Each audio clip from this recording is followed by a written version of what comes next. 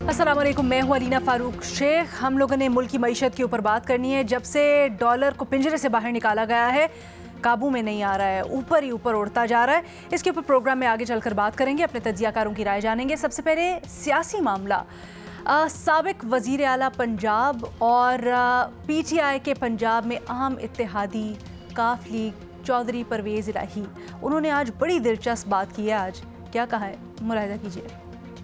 खान साहब के साथ जो बैठने वाले थे ना, बस वो सिरों ले गए सारी पार्टी ने। और मैंने कहा था कि यार आपको 25 मई याद है, आपने ज़रूर दोबारा बार बार आजमाना है, जो आजमाए हुए हों तो इस तरह नहीं करते। और 3-4 बंदों की वजह से, एक तो बेचारा मैंने वो बड़ा अफसोस है, कभी पहला फड़िया जाता तो असी साडा काम ठीक हो जाना सी।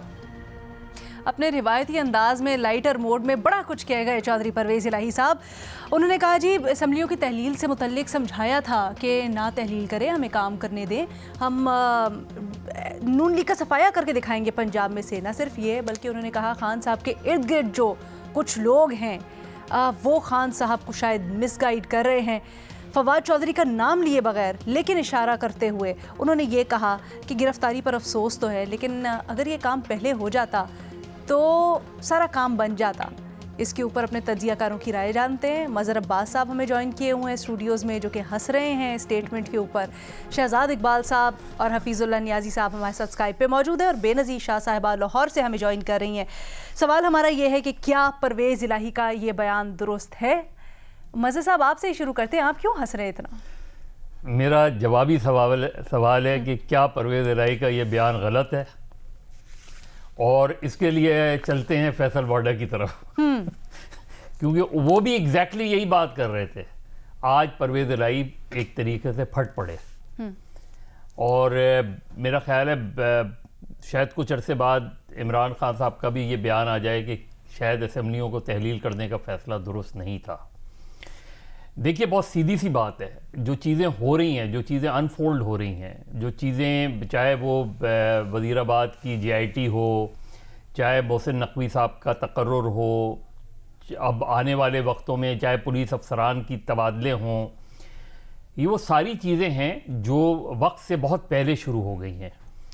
अब इसमें ऑलरेडी उनके पास मरकज़ी हुकूमत, सिंध हुकूमत, बलूचिस्तान हुकूमत, आपने उठा के उन्हें मज़ीद 2 हुकूमतें दे दी, डायरेक्टली या इनडायरेक्टली। और नेशनल असम्बली से निकले आप, और अब नेशनल असम्बली में जब वापस जाने लगे तो रास्ते बंद, दरवाजे बंद कर दिए गए। ये जो सारा सिलसिला है, तो बुनियादी तौर पे PTI ने अपने MNAs और MPs को सड़कों पे ले आई। यानी एक तरीके से ना कोई तहरीक उस तरह चल रही है, ना और कुछ हो रहा है। अब एडमिनिस्ट्रेटिव जो डिसीजंस हैं वो ज़ाहिर है केयर टेकर चीफ मिनिस्टर कर रहे हैं। जो गवर्नर हैं तो चीफ मिनिस्टर भी उन्हीं का चला गया, गवर्नर भी उन्हीं का, यही खैबर पख्तूनख्वा में हो रहा है। तो PTI basically should revisit it's politics और इट्स पॉलिसी। इमरान खान जब कल बात कह रहे थे तो वो ज़ाहिर एक बात कह रहे थे कि जी मैंने तो इसलिए वो की कि मुझे तवक्को थी कि जनरल इलेक्शन हो जाएंगे। तो पॉलिटिक्स में आप तवक्कुआत पर नहीं करते हैं, पॉलिटिक्स में आप अपने हरीफ को देखते हैं कि वो उसका अटैक आप पे क्या होगा, उसकी पॉलिटिक्स क्या है, उसकी पॉलिसी क्या होगी, उसके बेसिस पर आप अपनी पॉलिसी बनाते हैं। अब आपको आहिस्ता आहिस्ता पता चलेगा कि majority of the PTI leaders जो थे वो इस चीज़ के हक में नहीं थे। मेजॉरिटी ऑफ PTI MNAs और MPs इस चीज़ के हक में नहीं थे। बट सर ये दिलचस्प है, क्योंकि आप ही पहले ये कह चुके हैं कि अभी तक PTI की जो स्ट्रैटेजी जा रही है उसने PTI की मकबूलियत, इमरान खान की मकबूलियत को बड़ा बढ़ा दिया है, और आज आप बिल्कुल मुख्तलिफ बात कर रहे हैं। नहीं, मैं मकबूलियत की तो बात ही नहीं हो रही। आज भी इमरान खान की मकबूलियत अपनी जगह है। बट अगर कुछ हासिल ना कर सके तो क्या वो तो इलेक्शन में पता चलेगा ना। इलेक्शन में तो उन्होंने हासिल किया ना। इलेक्शन तो सर अभी कुछ समझ ही नहीं आ रहा कि क्या सीन है। आज आप मलिक अहमद खान साहब का बयान सुन लें, उसके ऊपर आज प्रेस कॉन्फ्रेंस हुई इलेक्शन की तारीख लेने के लिए, और सदर साहब का सबसे इंपॉर्टेंट बयान जो कहते हैं कि इमरान खान तो तैयार हैं मुज़ाकरात के लिए, लेकिन हुकूमत हाथ नहीं पकड़ा रही। देखिए अलीना, देखिए स्ट्रैटेजी तो, यानी अगर आप उनकी पॉपुलैरिटी का वो देखें तो जितने भी 10 महीने में बाई इलेक्शंस हुए मेजॉरिटी पीटीआई ने जीती है। तो वहां जो पॉपुलैरिटी चीज है, लेकिन आपने अननेसेसरी, यानी अब ये जो जनवरी से लेके अगस्त तक का पीरियड था, इसमें अगर पीटीआई की गवर्नमेंट अपनी जगह मौजूद होती तो आप बहुत से इकदाम कर सकते थे, बहुत सी चीजें कर सकते थे। लेकिन पीटीआई का एडवांटेज, और इमरान खान को एडवांटेज किस चीज का हो रहा है कि अब जब आईएमएफ का पैकेज इंप्लीमेंट होना शुरू होगा तो महंगाई और बढ़ेगी, उसका बाय डिफॉल्ट आपको फायदा होगा इमरान खान को। इसके ऊपर ज़रा मैंने आगे जाकर बात करनी है, लेकिन शहजाद आपसे जानना चाहूँगी, आज जो परवेज़ इलाही साहब ये बात खुलकर कह रहे हैं, इससे पहले वाडा साहब ने भी कहा, इन दोनों में एक कदर मुश्तरक है कि दोनों के राब्ते एक ही जगह से मिलते हैं। तो क्या आपको ऐसा लगता है कि ये बयान, एक जैसा बयान देने के पीछे कुछ शरारत भी हो सकती है, दिमाग में डाल दिया कि आपके इर्द गिर्द जो लोग हैं वो आपको मिसगाइड कर रहे हैं? बहुत शुक्रिया अलीना। परवेज इलाही साहब की इस बात के अलावा कि फवाद चौधरी साहब को पहले ही फड़ लिया जाता तो शायद असेंबली ना डिसॉल्व करते, फड़ लिया जाता पंजाबी में जो फड़ लिया जाता तो हालात ये ना होते। इसके अलावा मैं उनकी तमाम बातों से तकरीबन मुत्तफिक हूं, ठीक है, क्योंकि ऑब्वियसली कल हमने इस पर तफसील से बात की, इस तरीके से अरेस्ट करना नाजायज काम है। लेकिन जो परवेज इलाही साहब आज बात कर रहे हैं वो बात पहले भी करते रहे हैं, ये पहली दफा नहीं कर रहे। और मैं इस प्रोग्राम पर या अपने प्रोग्राम नया पाकिस्तान पे बार बार ये कहता रहा हूं और ये सवाल उठाता रहा हूं कि क्या अश्योरिटी है इमरान खान को कि वो असेंबली डिसॉल्व करेंगे तो उनको इलेक्शन मिल जाएंगे। ये इशारे मिल रहे थे पहले से कि शायद ऐसा ना हो। परवेज इलाही साहब खुद एक इंटरव्यू में बता चुके हैं, जब वो फौरन आए थे रावलपिंडी इस्लामाबाद की तरफ, लाहौर से एक दिन आए, मुलाकात की, वापस गए, उसके बाद इंटरव्यू में उन्होंने बताया एस्टैब्लिशमेंट नहीं चाहती असेंबली टूटे, इलेक्शंस होते हुए नहीं नजर आ रहे। तो ये वो पहले ही कह चुके थे। इसीलिए तहरीक इंसाफ को ये फैसला लेने से पहले ये सोच लेना चाहिए था कि क्या उनको 100% इलेक्शन मिल जाएंगे, आईन और कानून के मुताबिक मिलेंगे या नहीं मिलेंगे। क्योंकि इस वक्त जो हालात हैं उसमें तो ऑब्वियसली इस वक्त जो हुकूमत है वो कोशिश करेगी कि इंतखाबात को मुलतवी करवाए।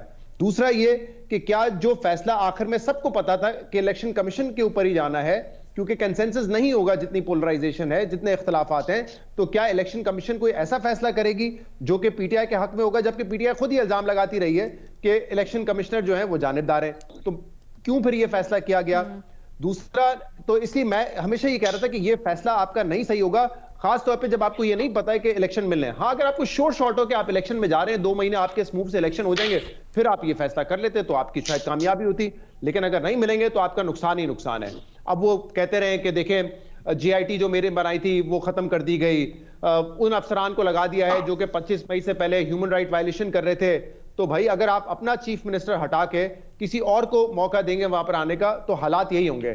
क्योंकि अलीना ये बात समझने की है कि पाकिस्तान जैसे मुल्क में जब आप हुकूमत में होते हैं तो पावर आपके पास होती है। जब तक पावर आपके पास है आप बहुत कुछ कर सकते हैं। और शायद तहरीक इंसाफ जब Imran Khan vote of no confidence के जरिए जब पावर से बाहर गए तो उनको अच्छा खासा अंदाजा हो जाना चाहिए था। असेंबली से बाहर जाकर, पावर से बाहर जाकर क्या क्या लूज किया उन्होंने। ना वो जो नैब रिफॉर्म्स चाहते थे उस किस्म के रिफॉर्म हुए, नैब कवानीन बदल दिए गए। इलेक्शन रिफॉर्म करके गए थे वो रिवर्स हो गए। मैं इसमें बड़ा तनकीद करता हूं कि राजा रियाज बैठे हुए हैं और ये हुकूमत बड़े मजे से उनको लीडर ऑफ द ऑपोजिशन मान के बैठी हुई है।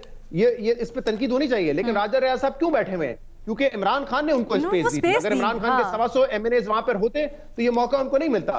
तो जब आप इतनी स्पेस लूज करेंगे तो फिर आपका नुकसान ही होगा। और ये जो फैसला राजा परवेज अशरफ साहब ने या पीडीएम जमातों ने किया इनके इस्तीफे कबूल करने के लिए, शायद ये फैसला हुकूमत को सूट नहीं करता है, किसी भी हुकूमत को सूट ना करे। लेकिन उनकी सोच क्या थी, और सोच में वजन भी है कि इस मुल्क में यह नहीं हो सकता कि तहरीक इंसाफ एक तमाशा लगाए कि 2014 में आपने इस्तीफे दिए, फिर जब आपकी मर्जी होगी तो आप असेंबली वापस आएंगे और आप चाहेंगे जब आप वापस आए तो आपको ना कोई सवाल करे ना आपकी कोई बेइज्जती करे। अब भी यही सोच कि हमने इस्तीफे दिए, पिछले 20 दिन पहले तक वो ये कहते रहे कि हमारे इस्तीफे कबूल करो, इस्तीफे कबूल करो। फिर वन फाइन डे वो कहेंगे कि नहीं अब हमने असेंबली में जाना है, अपना लीडर ऑफ द ऑपोजिशन लगाना है। तो अगर आप सियासत में ये तमाशे करते रहेंगे और ये एक्सपेक्ट करें कि दूसरी पार्टी जो है वो रूल्स के मुताबिक खेले, वो कोई इनिशिएटिव अपने हाथ में ना ले, ये नहीं हो सकता। तो इस मर्तबा जो पीडीएम की सोच थी शायद वो सोच सही ना हो, लेकिन हो सकता है वो एक जज्बाती फैसला हो। लेकिन सोच ये थी कि इनिशिएटिव क्यों रहे तहरीक इंसाफ के पास, कि वो अपनी मर्जी से असेंबली छोड़ेंगे, वो अपनी मर्जी से असेंबली आएंगे, वो अपनी मर्जी से लीडर ऑफ द ऑपोजिशन भी जब जाएंगे उनका दिल चाहेगा। ये नहीं हो सकता, ये नहीं हो सकता। और अब तो तहरीक इंसाफ को तो खुश, तहरीक इंसाफ का क्या एतराज, सियासत इज अ गेम, उनका तो जिसका दाव लगा वो फिर अपनी चाल चलेगा और जितनी दफा फिर उसका छिक्का आएगा वो चलता रहेगा। चाहते थे उनके इस्तीफे एक साथ कबूल किए जाए, ठीक है शहजाद, मुझे कर लिए गए ना एक साथ इस्तीफे कबूल, तो अब एक्सेप्ट करें अपने फैसले को।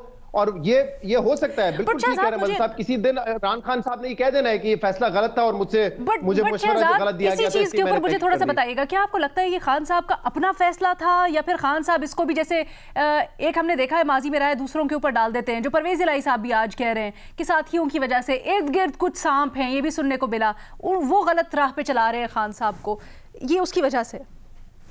जितने हॉकिश किस्म के फैसले होंगे तहरीक इंसाफ के, तो उस पर तो मैं ये कहूंगा कि पाकिस्तान तहरीक इंसाफ के चेयरमैन का ही वो इनिशिएटिव होगा, फैसला होगा, और दूसरों ने सपोर्टिव रोल प्ले किया होगा। क्योंकि इमरान खान साहब अगर पीटीआई में खुद वो एक हॉकिश रवैया रखते हैं तो उनको किसी और दूसरे हॉक की जरूरत नहीं है कि वो आके उनको मशवरा दे कि आप ये स्टैंड ले लें। हाँ, ये हो सकता है इमरान खान ने एक सोच रखी हो और कुछ उनके साथी जो है इसको सपोर्ट करते हो, बल्कि पुश करते हो कि आप ये फैसला ले लें।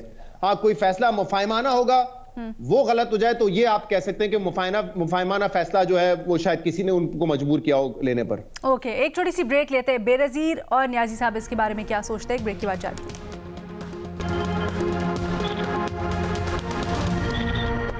चौधरी परवेज इलाही साहब ने आज जो बड़ा दिलचस्प बयान दिया है, इसी के ऊपर हम तबसरा कर रहे हैं। बेनज़ीर शाह साहब, आप कहिएगा, आपकी क्या असेसमेंट है इस बयान की और क्या तज्जिया करेंगी? क्या आपको लगता है कि जैसे अभी हम बात कर रहे थे और दो पैनलिस्ट की राय यही है कि खान साहब के इर्द गिर्द वाले लोग ठीक है उनको मशवरा देते होंगे, लेकिन ओनस खान साहब पे ही आता है। बट क्या कुछ सीखा है? अब अगर मिसस्टेप्स हुए भी हैं खान साहब से तो उन्होंने कुछ सीखा? अलीना, देखें, आपके आसपास जो लोग होते हैं वो आपको मशवरा दे सकते हैं, लेकिन पार्टी के चेयरमैन तो इमरान खान साहब हैं और ये इमरान खान साहब की ज़िद थी क्योंकि उनके पास और कोई कार्ड रह नहीं गया था खेलने के लिए, तो ये उनकी ज़िद थी। तो ये परवेज़ इलाही साहब की जो ये बात है कि वो डाल रहे हैं ये पूरी की पूरी चीज़ फवाद चौधरी साहब पे, ये मैं कहूँगी गलत है। लेकिन जो बाकी उन्होंने बातें की वो बिल्कुल ठीक है और मशवरा भी उन्होंने बिल्कुल ठीक दिया था कि अगर आप पंजाब असम्बली और खैबर पख्तूनख्वा की असम्बली तहलील करेंगे तो ये जो आपको सिक्योरिटी कवर मिला हुआ है इन दो सूबों में, ये ख़त्म हो जाएगा। और वही हमने देखा। पहले होता था कि पीटीआई के ख़िलाफ़ जब कार्रवाई होती थी तो वो खैबर पख्तूनख्वा चले जाते थे, वहाँ पे उनको एक किस्म की सिक्योरिटी मिलती थी, इम्यूनिटी मिल जाती थी। लेकिन अब मोनस इलाही साहब जो है वो स्पेन में हैं, मुल्क से बाहर हैं, पता नहीं वो अगले इलेक्शन से पहले आ सकेंगे नहीं। फवाद चौधरी साहब को गिरफ्तार कर लिया गया है, इसके अलावा हो सकता है और भी पीटीआई के रहनुमाओं को गिरफ्तार किया जाए, तो ये बात उनकी ठीक है। दूसरी उन्होंने जो बात कही कि अगर मुझे 6 महीने और दे दिए जाते तो मैं मुस्लिम लीग नून को और नुकसान पहुँचाता पंजाब में, ये भी उनकी बात ठीक है क्योंकि जिस किस्म के हम इकदाम देख रहे थे पंजाब में, उससे मुस्लिम लीग नून के वोट बैंक को काफ़ी नुकसान हो रहा था। और उसका एक बहुत बड़ी जो उसकी एक मिसाल है वो है गुजरात का डिवीज़न, जिस पे ज़्यादा टीवी पे बात नहीं हुई, लेकिन ये एक बड़ा अहम फैसला था पीएमएलक्यू का। जो उन्होंने एक नया डिवीज़न बनाया है पंजाब में, वो गुजरात की डिवीज़न है, जो उन्होंने गुजरांवाला डिवीज़न से डिस्ट्रिक्ट्स लेके गुजरात में डाले हैं। और ये उन्होंने क्यों किया है? क्योंकि जो असल में गढ़ है मुस्लिम लीग नून का पंजाब में, वो लाहौर नहीं है, वो गुजरांवाला है। गुजरांवाला ने हिस्टोरिकली मुस्लिम लीग नून को सबसे बेहतर इलेक्शन में रिजल्ट दिया है।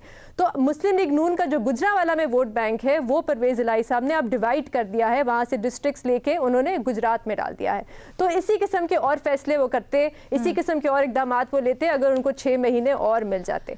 लेकिन तो सियासी तौर पे तो पीटीआई को भी और पीएमएलक्यू को भी फायदा होता, लेकिन अगर इन दोनों को फायदा होता सियासी तौर पे तो क्या सूबे को फायदा हो रहा था परवेज़ इलाही साहब की सीएमशिप पे? मैं इस पे भी थोड़ा सा बात करना चाहूँगी क्योंकि इस पे मेरा जवाब है नहीं। जिस किस्म के फैसले किए जा रहे थे कुछ तो इतने ख़तरनाक थे, जिस तरीके से एक अक़लियत को टारगेट किया जा रहा था और उसके खिलाफ नफरत फैलाई जा रही थी। एक पूरी लिस्ट है जो आज परवेज़ इलाही साहब हमें अपनी कामयाबियाँ गिनवा रहे थे, वो कामयाबियाँ नहीं थी, वो इस किस्म के इकदाम थे कि शर्म आती है हमें कि इस सूबे के साथ ये किया जा रहा था। यहाँ पे सरकारी अफसरान को करोड़ों रुपए के फॉर्च्यूनर्स और गाड़ियां दिलाई जा रही थी। यहाँ पे रूडा में जो किसानों के साथ किया जा रहा था, एक लंबी लिस्ट है। लाहौर मास्टर प्लान में जो किया जा रहा था, तो अगर 6 महीने उनको और मिल जाते तो पंजाब की आवाम को कोई खास फायदा नहीं होता, सियासी तौर पर परवेज़ इलाही साहब को जरूर फायदा होता। एक आखिरी चीज, क्योंकि कल मैं शो पे नहीं थी और फवाद चौधरी साहब पे बात हुई और मैं भी इसकी मजम्मत करना चाहती हूँ कि जो उनके साथ हुआ वो गलत हुआ। और एक बात मैं ज़रूर कहना चाहती हूँ कि ये जो इलेक्शन इलेक्शन कमीशन के जो अफसरान हैं उनका जो रवैया है इसमें कि जाके एक सियासतदान के ख़िलाफ़ FIR कटवाते हैं, और वो ऐसी FIR जिसमें गद्दारी का इल्ज़ाम है, इसके बाद मेरे ख्याल से इलेक्शन कमीशन के बारे में कोई अच्छा तासुर नहीं जाता। ठीक है, न्यायी साहब आपकी क्या राय है इसके ऊपर? और ये बताएं, आज जो काफ लीग के सदर हैं उनको भी तब्दील कर दिया गया है, चौधरी वजाहत बन गए हैं। इसके ऊपर तारिक बशीर चीमा कहते हैं कि वक्त आने पर पता चलेगा कि लाहौर में ड्रामा क्यों हो रहा है और परवेज़ इलाही साहब ये सारा कुछ क्यों कर रहे थे। सर थोड़ा सा इसके ऊपर भी रोशनी डालिएगा। देखिए जी, पहली बात तो यह है कि जो बातें हो रही हैं मैं उन्हीं को एक मुख्तलिफ अंदाज में दोहराऊंगा कि इमरान खान साहब ने पिछले 1 साल से जितनी चालें चली हैं, जिनको अब गनवा दे, चाहे उन्होंने इस्तीफे दिए, चाहे उन्होंने लॉन्ग मार्चेस किए, चाहे उन्होंने असेंबली डिसॉल्व की, चाहे उन्होंने आर्मी की तैनाती के ऊपर उसको मुतनाज़ा बनाने के लिए उसके खिलाफ एक लॉन्ग मार्च की या उसको मुतनाज़ा बनाने के लिए रुकवाने की कोशिश की, सब में वो इसलिए नालायक हुए, इसलिए नाकाम हुए कि वो सारी की सारी बड़ी नालायकी के ऊपर और बड़ी जिसको कहना चाहिए कि कोई पॉलिटिकल स्ट्रेटेजी के बगैर थी, बल्कि लगता है एक एरेटिक डिसीजंस उनके सारे के सारे। अब आ जाए जी कि परवेज इलाही साहब ने जो कहा है कि जी अगर वो असेंबली डिसॉल्व ना करते तो ये बात एक जो जहन में रखे, पहले भी यहाँ डिस्कशन में आ चुका है कि जितने MNAs थे तहरीक इंसाफ के, वो इस बात के हक में थे कि पंजाब असेंबली और KP की असेंबली डिसॉल्व हो। वो इसलिए हक में थे कि उनको अपना गुस्सा था कि ये कोई भी MNA इमरान खान साहब के अलावा या 1, 2, 3, 4 एक्सेप्शन और ले ले, कोई नहीं चाहता कि उसको प्री मैच्योर से इस्तीफा ले लिया जाए जिसको रीजन ना हो, और फिर उसके बाद ये कि उसमें डिस्कशन भी ना हो। इमरान खान साहब के अंदर एक बड़ी एक खूबी थी अल्लाह मियां ने, जिसका उन्होंने कई दफा खमियाजा भुगता है और बहुत दफा भुगता है कि एक जब एक ज़हन में उनको चीज आ जाती है, उनको पता होता है कि इसके अंदर मुझे कोई सपोर्ट नहीं मिलेगी, तो वो फिर उसके ऊपर डिस्कशन ही नहीं करते, वो नाफिज कर देते हैं और फिर सबको कहते हैं कि इस पे आप डट जाओ। बाद में नुकसान भी हुए। देखिए इसमें एक और बात भी सुनते देखते जाए कि इमरान खान साहब के को पहले दिन से ये मालूम होना चाहिए था कि उनका झगड़ा जो है, जो कि उन्होंने खुद ही इसका इजहार भी किया है, वो था एस्टेब्लिशमेंट से। फिर जो शहबाज शरीफ या जरदारी या ये लोग जो थे, ये तो वहां पे मोहरे बने। असल तो वो हैंडलर्स थे जिन्होंने जाके इनको नाफिज किया, इमरान खान साहब की हुकूमत को साजिश के साथ नाकाम बनाया। अब उस झगड़े में पहली बात तो यह है कि उन्होंने उनको ये फिर कैसे गुमान किया जा सकता था कि एस्टेब्लिशमेंट के साथ इस तरीके से अप फ्रंट लड़ाई लड़के। मैं कोई असूली तौर पे नहीं कम कर समझता कि इमरान खान का फैसला कोई गलत था या नहीं था, लेकिन जो हमारे यहाँ जो ग्राउंड रियलिटीज है उसमें कि उसके लड़ के उन्होंने कभी भी नहीं पनपना था। दूसरी बात है मेरी पहले इसमें दूसरा पॉइंट बड़ा इंपॉर्टेंट है, वो ये कि उनके 2018 तक की सियासत, 2018 से 2022 तक की सियासत और 2022 से लेकर आज तक की सियासत, उनके अंदर एक चीज बड़ी कॉमन है कि उनके जो विम्सिकल डिसीजन और एरेटिक डिसीजन अनप्रिडिक्टेबल है। 10 अप्रैल को ये बात मैं आपको मुस्तनद बता रहा हूं कि 8 बजे 8:30 बजे उन्होंने तय कर लिया था कि मैं बाजवा साहब को सैक कर लूंगा या सैक कर देना चाहिए।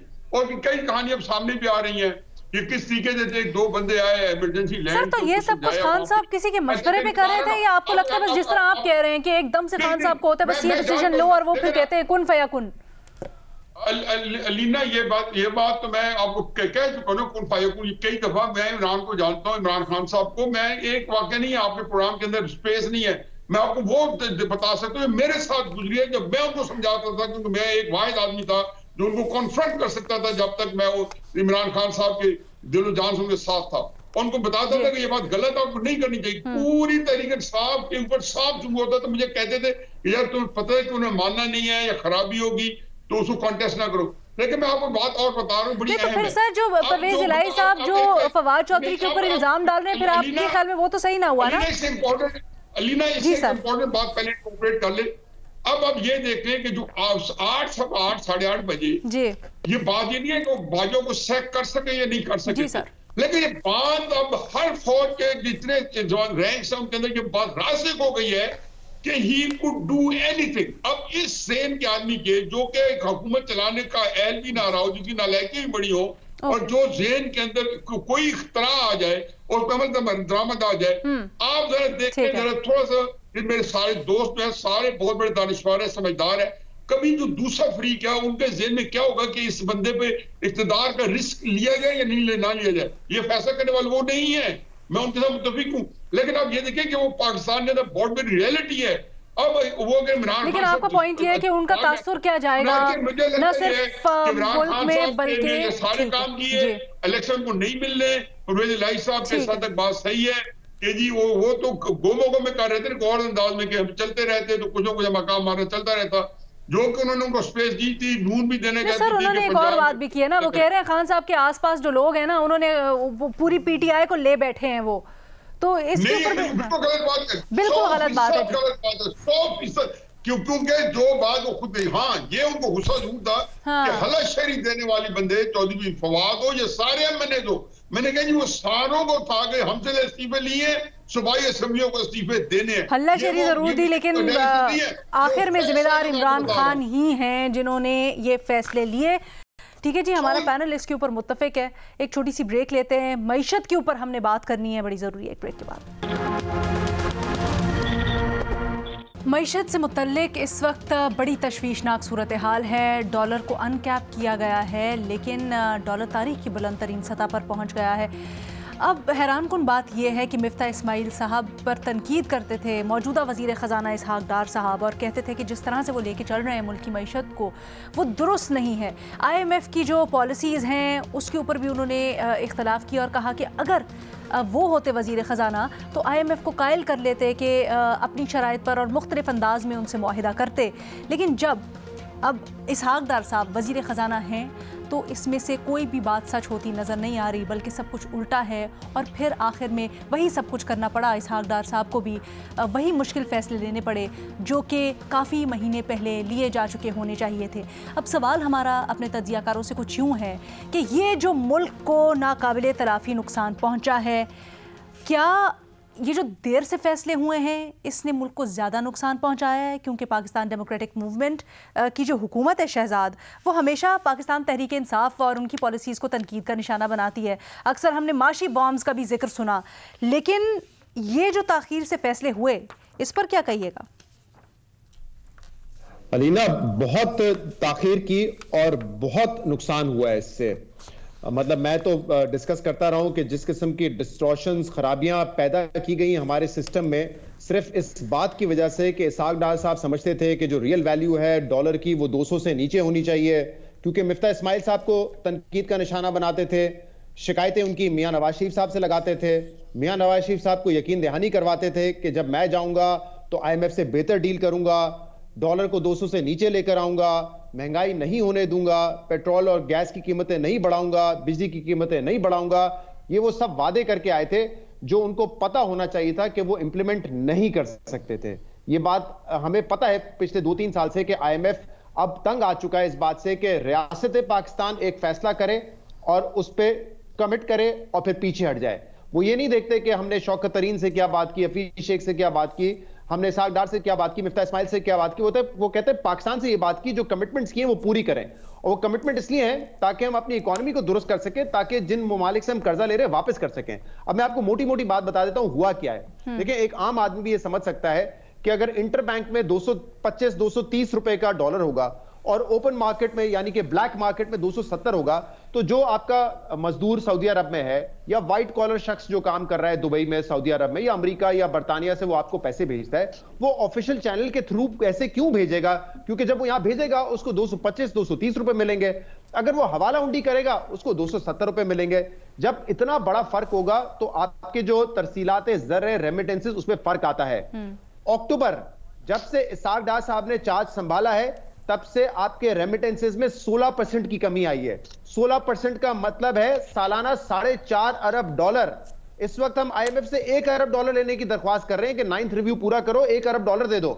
तरसीलात ज़र में सालाना अगर इसी शरह से हम चलते रहे $4.5 अरब का नुकसान होगा।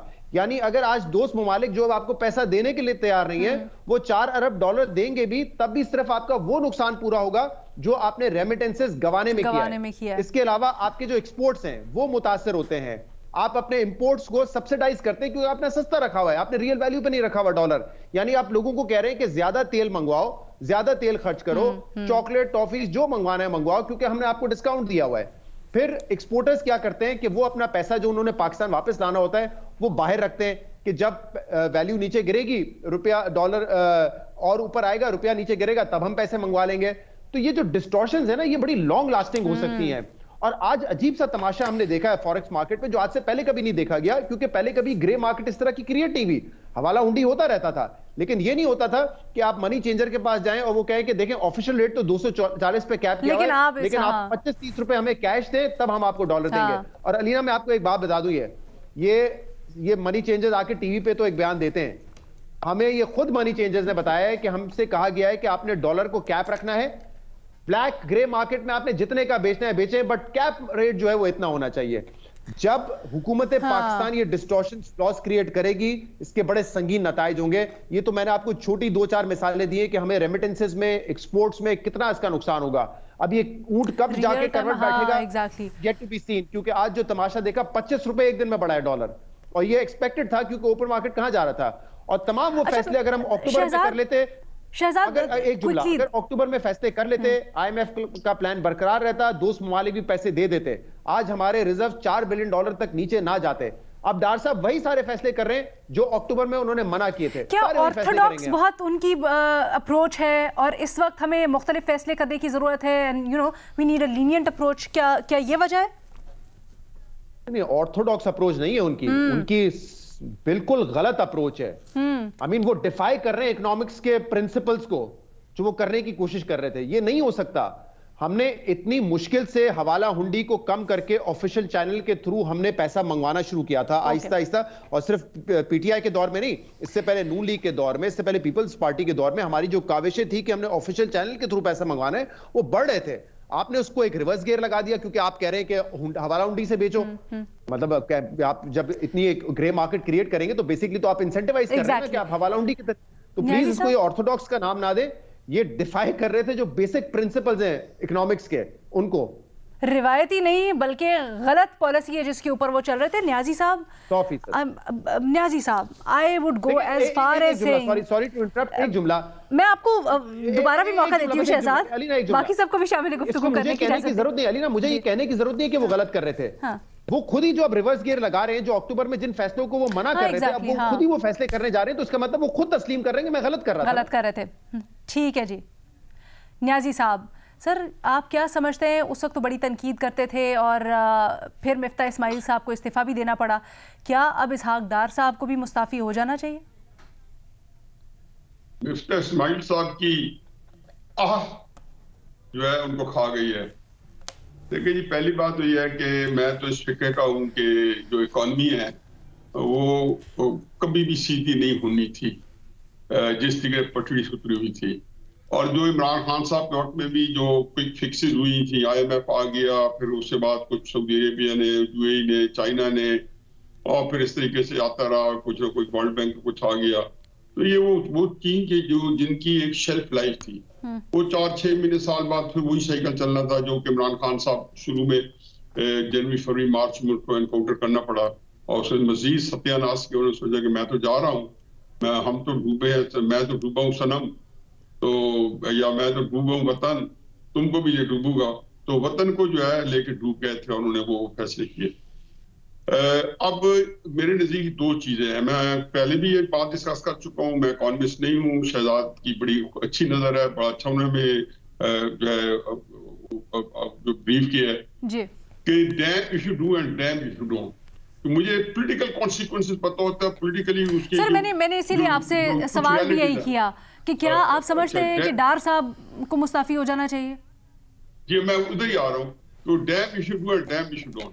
अब बात यह कि मेरी लम्हा फिक्र एक और भी है कि डार साहब ने जिनको मैं हमेशा आपके प्रोग्राम में कह चुका हूँ कि मैं उनको जेन्युइनली बहुत पाकिस्तान के अच्छे तगड़े फाइनेंस मिनिस्टर्स में समझता रहा हूँ। तो या तो उनको ये बात है कि जो ये बातें कर रहे थे तो वो बिल्कुल ही वॉज टोटली ऑब्लिवियस, या उनको इस बात का इदराक ही नहीं था कि इकॉनमी जो है वो क्या है, या उनके अंदर एक कोई जाती जो थी गरज थी या ग़िज़ाती अनाज था, मैं बदनीति बड़ा सख्त लफ्ज़ हो जाता है, वो था मिफ्ता इस्माइल के खिलाफ। तो ये मेरे लिए पॉइंट ऑफ कंसर्न है दोनों चीजें, कि बाजार साहब जिनको मैं इतना ऊंचा समझता था, इसका मतलब है उनको ये पता ही नहीं था कि इकॉनमी नहीं संभल ली थी। जो मेरे जैसे आम आदमी को पता था, जो इसलिए कि मुल्क की बाकी चीजों पर नजर रखी हुई थी, मुल्क के बारे में फिक्रमंद था, इसलिए मुझे पता चल गया, और चुनाव उनको नहीं पता चला। एक और बात ये ध्यान में रखें कि जो गेम है, मैं इसके अंदर पूरी मुझे अच्छी ना पता है कि पाकिस्तान को जब घेरा किया है, तो ये पिछले 3, 4, 5 साल का जो भी है उसे मारना पीटा, उसे क्या रोना पीटा बंद करें। लेकिन आप देख लें कि ये डॉलर अगर ऑफिशियल होगा 250 का, तो मार्केट में 280 का होगा। अल्लाह ना करे कि डॉलर जो है, हम बैंक रेट जो है 300 पे जाएगा, मार्केट में 330 या 40 का जाएगा, क्योंकि ये खास किस्म की मैनिपुलेशन है और ये सारी चीजें बैलेंस हो रही है। एक आप उधर से IMF को बैलेंस करेंगे, उधर से कोई ना कोई लूपहोल आ जाएगा। वो कहते हैं ना, पाउंड कवर करते हैं तो सर आपका नंगा होता है, सर कवर करते हैं पाउंड नंगे होते हैं। इस वक्त आप पाकिस्तान में, मुझे तो समझ नहीं आती कि ये सारी चीजें। सर मैं चाहूंगी हम ना थोड़ा सा इससे शहजाद से भी, बाकी ये कि इस्तीफा डार साहब दें या मुफ्ता साहब दें जी, कोई मैं तो आपके पुराने में कह चुका हूँ, कबर से एडम स्मिथ को निकाल के ले आए, ये पाकिस्तानी इकोनॉमी ठीक करके दिखा, बता दिया। मैं कुछ 6 दफा आप ही के पुराने में कह चुका हूँ। क्या वाकई में शहजाद मुख्तसर रखिएगा, लेकिन न्यायी साहब ने बड़े पर्टिनेंट सवालात उठाए हैं, ये इनका मुझे आप जरा मुख्तसरन जवाब दे दीजिएगा। क्या वाकई में पाकिस्तान की इकोनॉमी अब नहीं ठीक हो सकती, इनक्योरेबल है? दूसरा, क्या डार साहब के स्टेचर के आदमी को इदराक नहीं था, समझ नहीं थी, या फिर जो दूसरी ऑप्शन दिया न्याजी साहब ने, ईगो आड़े आ गई? क्या हुआ? मेरे ख्याल से शायद हो सकता है IMF से डील करने में अपनी कैपेबिलिटीज को वो ओवर एस्टिमेट कर रहे हो, और ये भी हो सकता है कि वो चाहते हो कि मैं बस फाइनेंस मिनिस्टर बन जाऊं और मिफ्ता इस्माइल को हटा के मैं उनकी पोजीशन ले लूं। ये दोनों हो सकती हैं। हम यहाँ पे ये जज करने के लिए नहीं बैठे हुए कि नियतों का हाल क्या है, हम यहाँ पे ये जज करने के लिए बैठे हुए हैं कि जो आपने दावे और वादे किए थे, क्या आपने वो पूरे किए, वो उसमें नाकाम रहे। और ये जो बात कर रहे हैं हफीजुल्लाह नियाजी साहब, आज ओपन मार्केट में, ग्रे मार्केट में 270-80 पे चला गया। बुनियादी गलती क्या है? आपने IMF का प्लान होल्ड पे डाला, आपने कहा दोस्त ममालिक से पैसे पहले लेकर दिखाऊंगा और फिर नेगोशिएट करूंगा। ये नहीं करना चाहिए था। दोस्त ममालिक साल भर पहले बता चुके थे, there are no free lunches anymore for Pakistan. IMF plan में जाओगे तो पैसे देने का सोचेंगे, वरना नहीं देंगे। यही गलती असद उमर साहब ने की, यही गलती शौकत तरीन ने की, यही गलती मिफ्ता इस्माइल और शहबाज शरीफ साहब ने की थी कि IMF प्रोग्राम बहाल करने में देर लगाई। ये गलती हम दोहराते हुए आए हैं। शहजाद, मैं आपके पास वापस भी आना चाहूंगी, एक दो सवाल मेरे और भी है, प्लीज मुझे बेनजीर को शामिल गुफ्तगू करने दीजिए। मतलब है कि महंगाई बढ़ेगी, वहां पे बोझ बढ़ेगा, इसमें कोई शक की बात नहीं है। लेकिन अगर हम डिफॉल्ट करेंगे, वही बोझ, वही महंगाई उससे बहुत ज्यादा होगी। ये अवाम को बताना चाहिए था। उस नैच में ना ले जाए जहां के श्रीलंका की जो अशराफिया है या उनकी जो गवर्नमेंट है, वो उस वक्त यही कर रही थी। ठीक है शहजाद, माजरत मैं आपके पास वापस भी आऊंगी क्योंकि 2-4 सवाल है। न्यायी साहब please hold on to it. Niazi साहब प्लीज, मेरी रिक्वेस्ट है आपसे, मुझे बाकियों को भी शामिल करने दीजिए, उसके बाद मैं आपके पास वापस आती हूँ। अभी बहुत कुछ है बात करने में। बेनज़ीर, मैं पहले आपकी राय जानना चाहूँगी और आपसे भी यही सवाल, क्या आप समझती हैं, अभी ये भी यहाँ पर बात उठी कि PTI ने तो ठीक है उनकी माशी पॉलिसीज़ के ऊपर हम बात करते हैं, जितना नुकसान पहुँचाया, बट ये जो 4 महीने में 4 बिलियन, 4 कुछ बिलियन का फिगर दे रहे हैं रेमिटेंसेज में सिर्फ, इसका जो कफारा है वो कौन अदा करेगा? क्या हो? अलीना, जब पिछली मुस्लिम लीग नून की हुकूमत थी 2013 में, और जब इसाक दार साहब फाइनेंस मिनिस्टर थे, तो एक आजकल बड़ा वायरल हो रहा है सोशल मीडिया पर क्लिप, वो था हफीज़ शेख साहब का, जिसमें वो कह रहे थे कि एक ऐसा शख्स पाकिस्तान की मईशत चला रहा है जिनके लिए जो एक्सचेंज रेट है वो it is a sign of manhood. कुछ ऐसा ही लग रहा है कि it is a sign of manhood शायद इसाक दार साहब के लिए, कि और बहुत से इकोनॉमिस्ट जो हैं वो यही बात कर रहे हैं कि आपने जो 3 महीने का डिले किया है IMF का प्रोग्राम, उसकी वजह से भी डॉलर का रेट जो है वो बहुत तेज़ी से बढ़ा है। देखिए, मेरा बड़ा सिंपल सा, मुझे ज़्यादा मईशत के बारे में पता नहीं है, इस पर शहजाद से आप ज़्यादा पूछ लीजिएगा, न्याजी साहब से, लेकिन पॉलिटिकली स्पीकिंग मुझे कोई बता सकता है कि पिछले 4 महीने हो गए हैं इसाक दार साहब को, वज़ीर ख़जाना है वो, उनकी क्या अचीवमेंट्स हैं? क्या क्या नहीं किया मुस्लिम लीग नून ने उनको वापस लाने के लिए। कानून बदल दिया ताकि वो हलफ उठा सके वापस आके। मिफ्ता इस्माइल साहब को ह्यूमिलिएट करके पार्टी से निकाल दिया। आज बल्कि ग्राफिक चल रहा था मुस्लिम लीग नून के ऑफिशियल अकाउंट से, जिसमें उन्होंने इन सारे मुस्लिम लीग नून के रहनुमाओं की तस्वीरें लगाई हुई थी जो जेल गए पिछले 3 सालों में। उसमें मिफ्ता इस्माइल साहब की तस्वीर भी नहीं थी। तो शायद मिफ्ता इस्माइल साहब को पार्टी से पहले निकाल दिया जाएगा, लेकिन इसहाक डार साहब से शायद इस्तीफा नहीं मांगा जाएगा। उनकी अचीवमेंट्स क्या है, उन्होंने किया क्या है, मुस्लिम लीग नून क्या वोटर्स के पास लेके जाएगी, क्या क्यों है वो हमारे मुल्क के वजीर ख़जाना? सिर्फ इसलिए क्योंकि वो नवाज शरीफ साहब के रिश्तेदार हैं? मतलब रिश्तेदारी ख़राब ना हो, मुल्क बेशक डूब जाए, ये है मुस्लिम लीग नून की पॉलिसी। तो अजीब सी बात है, समझ नहीं आती कि क्या थिंकिंग है मुस्लिम लीग नून में और क्या ये वोटर्स के पास लेके जाएंगे। वैसे मज़हर साहब, अगर आप ये रिश्तेदारी वाले नुक्ते कोई उठाएं तो ये तो बल्कि मुस्लिम लीग नून की जो ऑप्टिक्स हैं, सियासी ऑप्टिक्स, उनको भी सूदमंद ही होगा कि अगर वो इन फैसलों के ऊपर मिफ्ता साहब को हटा देते हैं, इसहाक डार साहब को हटा देते हैं, या आप इसके खिलाफ सोचते हैं?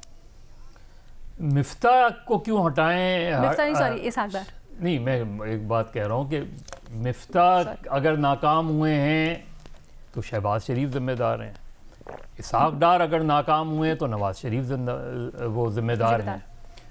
और मिफ्ता के केस में तो ये था कि मिफ्ता ये कहते थे कि मुझे 2 वज़राए आज़म से पूछना पड़ता है, एक शहबाज शरीफ, दूसरे नवाज शरीफ।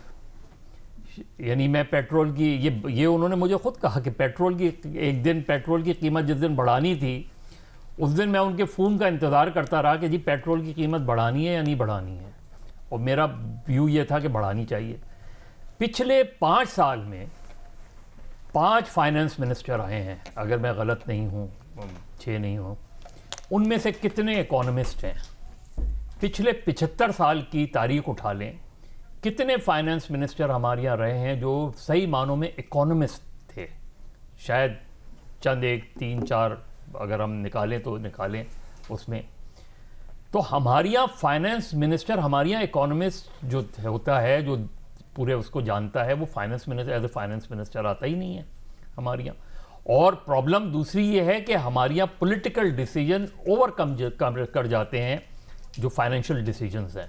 तो जब आप पॉलिटिक्स ऊपर आ जाएगी, फाइनेंस पीछे चली जाएगी, तो ये कि डॉलर की कीमत बढ़ानी है या डॉलर्स को पेट्रोल की कीमत बढ़ानी है, बिजली की कीमत, ये कॉम्प्रोमाइज़ करते जाएंगे। आप जब कॉम्प्रोमाइज़ करते जाएंगे तो एक वक्त ऐसा आएगा, जो वक्त आ गया है। आप आए थे रियासत बचाने, आज रियासत खतरे में है। आपकी सियासत जो हुआ रियासत अगर फ़र्ज़ करे खुदा न खास्ता डिफ़ॉल्ट कर जाते हैं तो इसकी ज़िम्मेदारी पीडीएम पर मजमूई तौर पे और बरादरान शरीफ पर ख़ास तौर पे ये आएगी। अब बरादरान शरीफ कह रहे, अभी आपने कहा था कि नवाज शरीफ की नाकामी अगर इसहाक डार फेल हो रहे हैं तो मैंने दोनों कहा कि अगर इसहाक डार के केस में इसहाक डार के देखिए मिफ्ता इस्माइल को लाने में शहबाज शरीफ, क्योंकि ये बात मिफ्ता ने खुद की थी कि वोट ऑफ नो कॉन्फिडेंस अभी पास नहीं हुआ था कि शहबाज शरीफ ने मुझसे कहा कि आप फाइनेंस मिनिस्टर के लिए तैयार हो जाएं।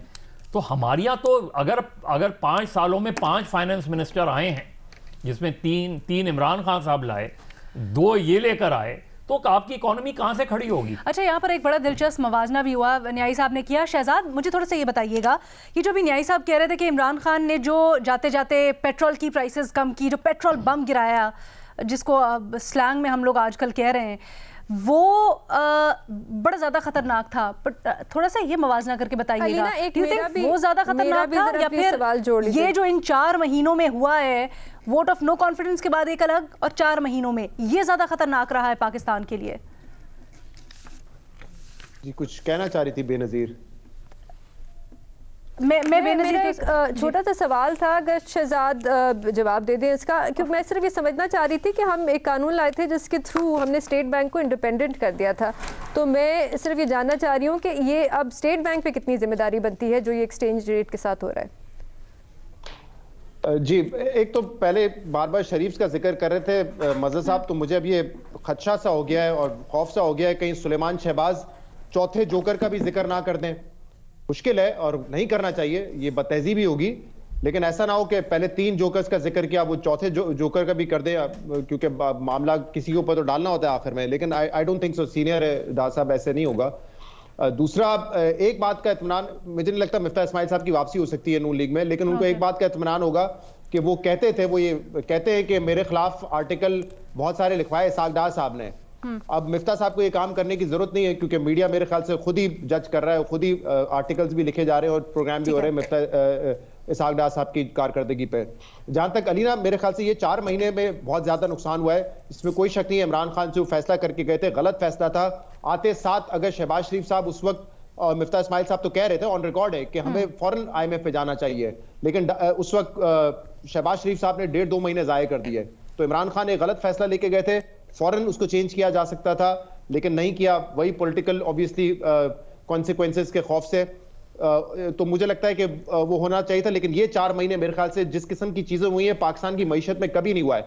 बड़ी बड़ी कंपनियां अपनी प्रोडक्शन बंद कर रही हैं, ये नहीं देखा गया। 8000 कंटेनर फंसे हुए पोर्ट पे, ये जिंदगी में नहीं देखा गया। LCs नहीं खुल रही है, नहीं देखा गया। मुल्क में रॉ मटेरियल नहीं है, ऑपरेशन करने के लिए मशीनरी चाहिए, इक्विपमेंट चाहिए, वो नहीं है। अद्वियात की शॉर्टेज का खतरा, कुकिंग ऑयल की शॉर्टेज का खतरा, इतने हालात संगीन कभी भी नहीं देखे गए। ये एबनॉर्मलिटी जो पैदा की है, ये मेरे ख्याल से डार साहब के फैसलों की वजह से भी है, उसके जिम्मेदार मुकम्मल तौर पे वो है। जहां तक जो बेनजीर का सवाल है, बिल्कुल हमने एक पेपर पे तो कानून पास कर दिया कि स्टेट बैंक ऑफ पाकिस्तान जो है वो इंडिपेंडेंट होगा, ऑटोनोमस होगा, लेकिन उसको इंप्लीमेंट रजा बाकर साहब जब तक थे तब तक हो रहा था। फिर ये हुकूमत जिन गवर्नर साहब को लेकर आई है, कहा जाता है कि ऑब्वियसली उनको लाया इसलिए गया है ताकि फाइनेंस मिनिस्टर अपनी अथॉरिटी उस पर रख सके, फैसले वो कर सके। तो वो इंडिपेंडेंस हमने खत्म कर दी। बाय द वे IMF का बड़ा कंसर्न है और इसीलिए उन्होंने एक्सचेंज रेट को दोबारा मार्केट बेस्ड रखने का कहा है। वो कहते हैं कि आपने बिल पास किया तब भी आप डिफैक्टो तौर पे उसको आप ऑटोनोमस नहीं कर रहे, तो ये IMF का बड़ा शिकवा है इस पर। ये भी शिकवा है। ठीक है जी, आई होप आपको आज की हमारी डिबेट अच्छी लगी होगी। अपनी राय सोशल मीडिया पर जाहिर कीजिएगा। इजाजत दीजिए, अल्लाह हाफिज।